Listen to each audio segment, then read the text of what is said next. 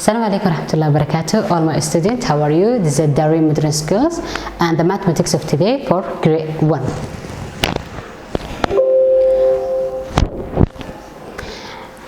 We're talking today about a measurement. Today we're talking about a measurement of money. The money that we use for buying and selling. lacagtan u isticmaalno buying wax iibsiga ama waxaad soo iibsanaysid. Bismillah. So, question number 1, or the first example of that we have: do your parents and you visit the market? Do your parents and you visit the market? Do your parents and you visit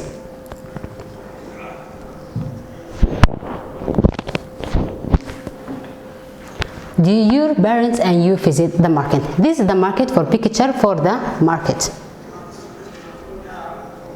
This is the picture for the market.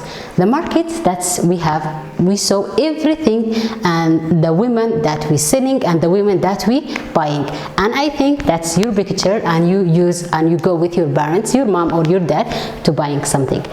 سوق marka tagtid waalidkaad raadid hooyo ama aabo, that we saw qof wax iibinaya iyo qof wax iibsanaya.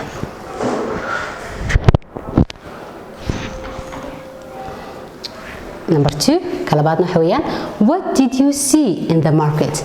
What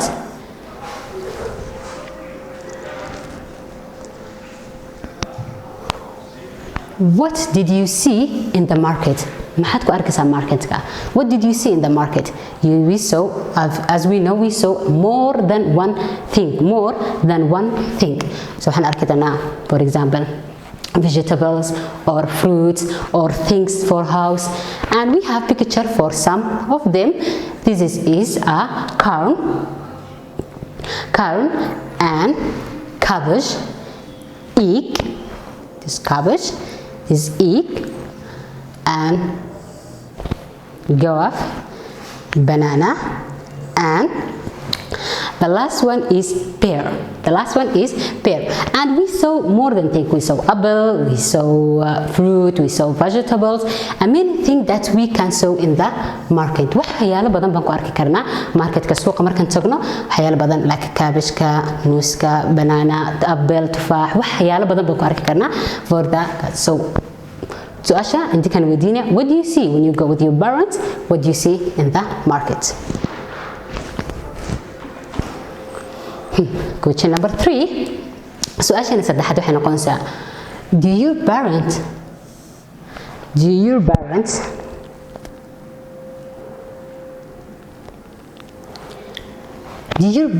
buy something from the market? Do your parents buy something from the market? waalidka markaad la socotid, absolutely we go the markets to buy something. suuqa waxaan u tagnaa saan wax soo iibsano. So I give you some example for the buying something. So the example, do your parents buy something? What do you answer? Yes, absolutely we go to buy something from the market. So why we go to the market? To buy something from the market. For example, like cabbage, banana, egg, apple. Do you like sweets that you like? Anything that more than one thing that we can buy from the market. Now with the question, are you ready with me? Yes, continue. Bismillah. The exercise of today: how much? وامسا. Absolutely, when you go to the market, the buying one or the market is asking, and you ask, your question is how much this. For example, you gonna buy market, so you ask how much this. You not get directly how much this. So we have 2 example. Example number 1, how much money would you need to buy a ball and a balloon? What is the picture? A ball and a balloon. This is a ball, you know, a ball, kubadda. A balloon is balloon that we use it for happy birthday or something like this. So how much? So actually you should focus with me with the question. How much would you need? Imsa darabta. So you go to the market and you have a money in your check. So you want to buy a ball and a balloon. واحد ربطين دي بستي كبت يا شبيبة. How much you need? إمساد ربطها. In it سيسيت تكانك. So you not give a more than thing or a less than thing. So we ask this question like this. سنقول شقينا سؤاشن. So we write a ball. How much is a ball? لعكتو كبت وإمسا is $20.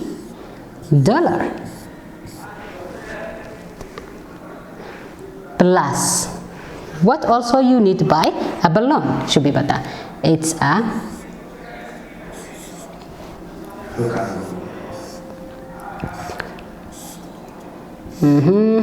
$15. It's back. $15.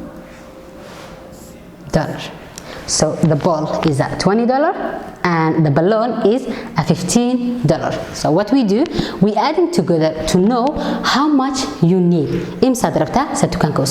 So as you know the way that we answer, 0 plus 5 equal 0 plus 5, you not add anything, equal 5. And 2 plus 1, 2 plus 1 equal 3. So how much you need? $35. How much you need? $35 to buy a ball and a balloon. Good? You understand? I hope that. So Bismillah, continue with the example number 2. And focus with me. It's you get is a plus or minus this example. You have $75. You buy a pencil. You buy a pencil. That's the pencil. How much money do you have left?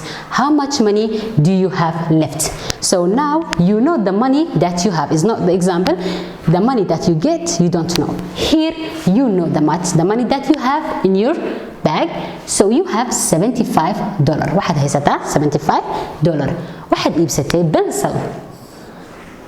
Coaching at Sweden is how much the pencil, teacher? That's the pencil is $28. So absolutely العقد هيستا تكون كتكتي قلنا بتبسته. You have 75. You not give the 75 for the market. No.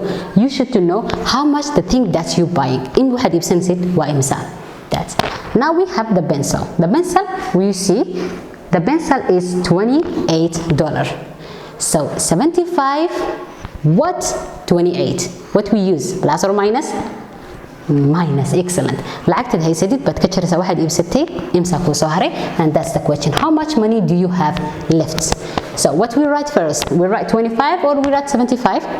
Excellent. 75. 75. Huh? Good. Minus what? 28.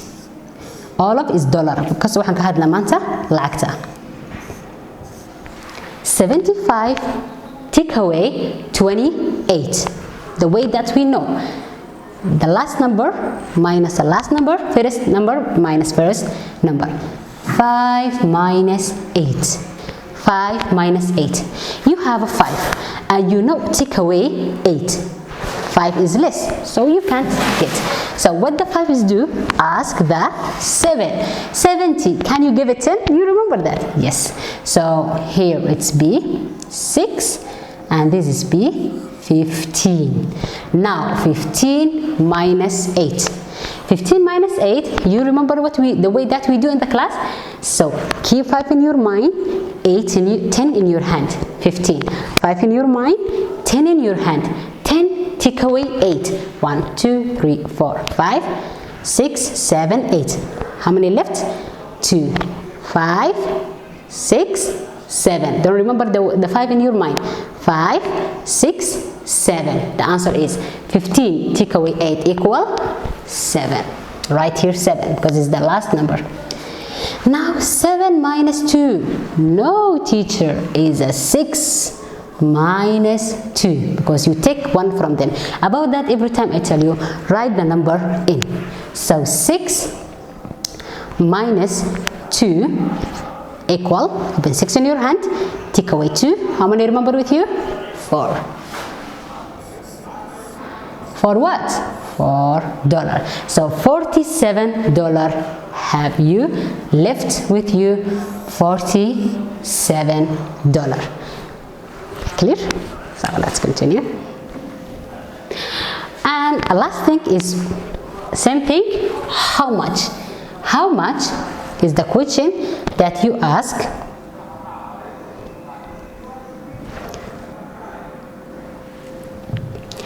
How much is the question that you ask from the buying one. How much? السؤال شو حويا وإمسا. Don't forget how much. ممكن لعك ودينا ست. It's every time you ask the question how much. This boy is asked the man how much this is buying a many thing from the hall. For example, book, pencil, his fruits, banana,